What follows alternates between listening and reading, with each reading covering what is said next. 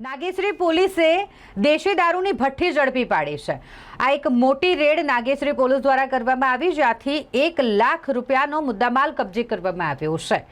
અહીં ગામના સીમ વિસ્તારમાં દેશી દારૂની ભઠ્ઠી ચાલતી હોય તેવી બાતમીના આધારે નાગેશ્રી પોલીસ દ્વારા રેડ કરવામાં આવી, જ્યાંથી લગભગ 91 લીટર દેશી દારૂનો આથો અને દેશી દારૂ બનાવવા માટેનો જે સામાન છે તે પોલીસને મળી આવ્યો છે। સાથે જ જેઓ દ્વારા આ ભઠ્ઠી ચલાવવામાં આવતી હતી તેને પણ ઝડપી પાડવાના ચક્રો ગતિમાન નાગેશ્રી પોલીસ દ્વારા કરવામાં આવ્યા છે। હાલ તો આ એક મોટી દેશી દારૂની ભઠ્ઠી નાગેશ્રી પોલીસે ઝડપી પાડી છે અને વધુ કાર્યવાહી ચાલી રહી છે।